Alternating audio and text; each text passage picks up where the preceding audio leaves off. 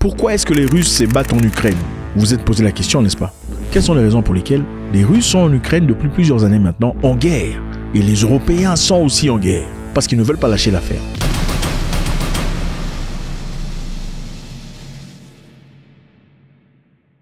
Il y a beaucoup de théories dans cette histoire, mais il y a une théorie très importante que tout le monde doit connaître. Elle est celle-là. Un Américain explique pourquoi les Russes sont en train de combattre en Ukraine. Suivant. This is not an attack by Putin on Ukraine in the way that we are told every day. This started in 1990, February 9th, 1990.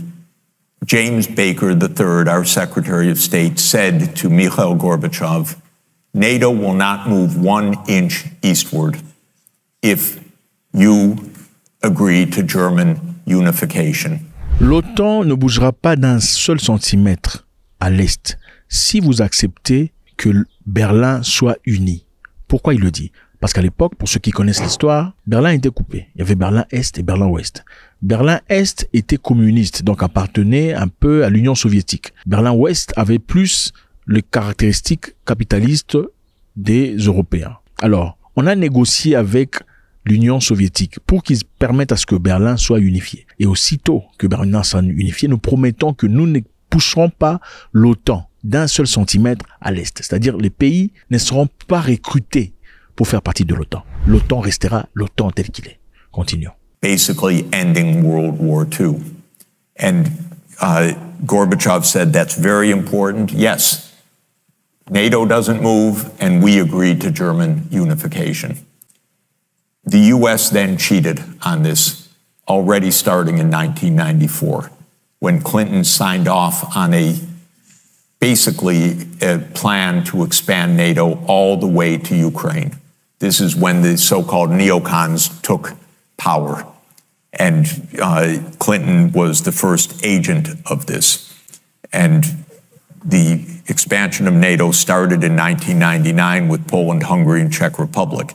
At that point, Russia didn't much care. There was no border other than with the Königsberg, but other than that. En 1999, Pologne, Hongrie et la République tchèque ont été intégrés dans l'OTAN. Et à l'époque, Poutine n'y a pas tiré beaucoup d'attention. Continuons. Other than with the Königsberg, but other than that, there was no direct threat. Then the U.S. led the bombing of Serbia in 1999. That was bad, by the way. Because that was a use of NATO to bomb a European capital, Belgrade, 78 straight days to break the country apart. L'OTAN a bombardé Belgrade pendant 78 jours, 78 jours, lundi, mardi, jeudi, vendredi, samedi, 78 jours en train de bombarder un pays européen parce qu'on n'aimait pas le président. C'est ça l'OTAN. C'est ce que l'OTAN a fait. Continuons. Days to break the country apart. The Russians didn't like that very much. But Putin became president, they swallowed it, they complained, but even Putin started out pro-European, pro-American, actually. He asked maybe we should join NATO when there was still the idea of some kind of mutual respect. Vladimir Poutine a proposé une fois d'intégrer l'OTAN. Oui, la Russie a déjà proposé d'intégrer l'OTAN. Continuons. Mutually respectful relationship. Then 9/11 came, then came Afghanistan, and the Russians said... On le lui a refusé. Afghanistan, and the Russians said, yeah, we'll support you, we understand, to root out terror. But then came 2 other decisive actions. In 2002, the United States unilaterally walked out of the Anti-Ballistic Missile Treaty. Après la guerre ou le bombardement à New York de 9/11 et la campagne contre le terrorisme, les Russes ont dit « Ok, nous allons vous soutenir dans votre campagne contre le terrorisme et nous allons aussi célébrer la vie des personnes qui l'ont perdu aux États-Unis. » Après cela, les États-Unis s'est retiré du traité antimissile. Ces traités d'antimissiles l'ont porté la course aux armes était une signature signée dans les années 70. On l'a signé pour pas que les États-Unis et la Russie continuent de faire la course aux armes, créer des armes plus grandes, des armes plus grosses, des armes plus destructeurs, des armes plus rapides. Il s'agissait ici de signer ce traité pour arrêter de produire des armes de destruction massive. Mais quelque temps après, les Américains se sont retirés de cette histoire. Continuons. This was probably the most decisive event, never discussed in this context. But what it did was trigger the U.S. putting in missile systems in Eastern Europe that Russia views as a dire, direct threat. Les Américains ont ensuite placé des missiles à longue portée à l'est de l'Europe, dans un endroit où la Russie a perçu comme très dangereux contre eux, après s'être retiré de ces traités des missiles à longue portée. In 2004-5, we engaged in a soft regime change operation in Ukraine.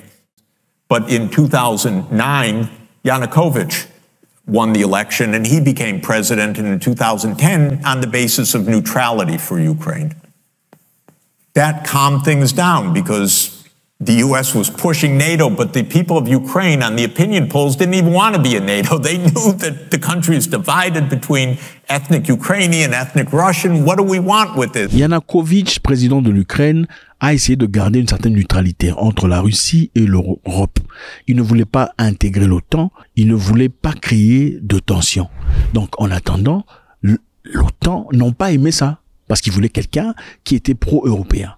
Suivant. What do we want with this? We want to stay away from your problems. So in February 22nd, 2014, the United States participated actively in the overthrow of Yanukovych. A typical U.S. regime change operation.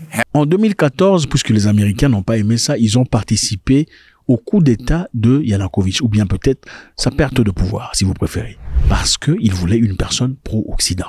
Regime change operation, have no doubt about it. And the Russians did us a favor. They intercepted a really ugly call between Victoria Nuland, my colleague at Columbia University now, between her and the U.S. ambassador to Ukraine, Jeffrey Piat, who's a senior State Department official till today. And they talked about regime change. They said, who's going to be the next government? All of this is to say, the U.S. then said, okay, now NATO's really going to enlarge. And Putin kept saying, stop.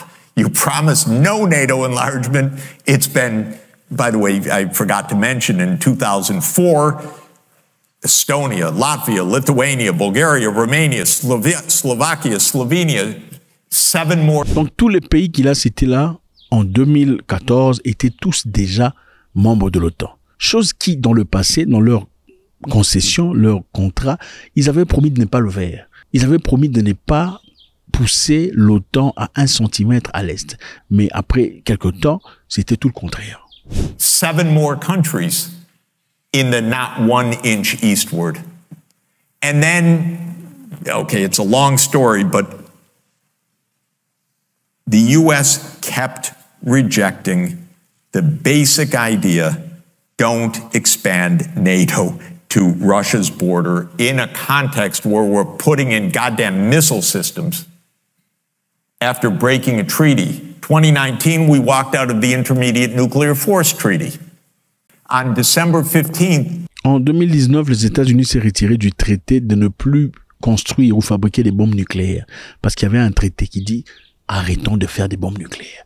Mais en 2019, les États-Unis ont arrêté, ils ont continué à fabriquer des bombes nucléaires. En ce moment-là, ils avaient des missiles pointés quelque part en Pologne qui est tout à fait près, à proximité de la Russie. Alors la Russie s'est sentie en danger. 2021, Putin put on the table a draft Russia-US security agreement. You can find it online. The basis of it is no NATO enlargement. I called the White House that next week after that, begging them, take the negotiations. Putin's offered something, avoid this war. Oh, Jeff, there's not going to be a war. Announce that NATO's not going to enlarge. Oh, don't worry, NATO's not going to enlarge. I said, oh, you're going to have a war over something that's not going to happen? Why don't you announce them? And he said, no, our policy is an open door. This is Jake Sullivan. Our policy is an open door policy. Open door for NATO enlargement. That is under the category of bullshit, by the way. You don't have your right to put your military bases anywhere you want and expect peace in this world. They turned down the negotiations. Then the special military operation started.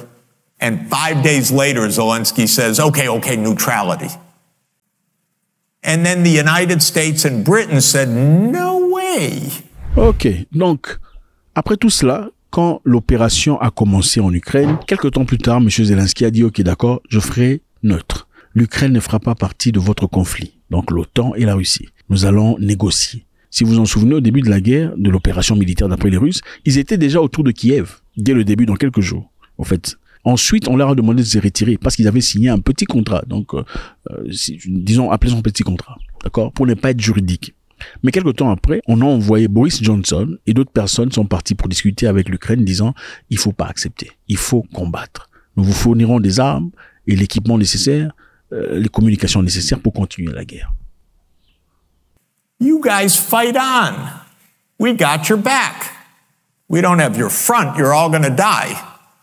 But we got your back as we kept pushing them into the front lines. That's 600,000 deaths now of Ukrainians since Boris Johnson flew to Kyiv to tell them to be brave. Voilà les amis, c'est juste une partie, on ne peut pas tout faire aujourd'hui, mais faites-moi savoir ce que vous en pensez, d'après l'histoire. Toute histoire a une histoire, et je pense qu'il est essentiel qu'on exploite l'histoire. God bless.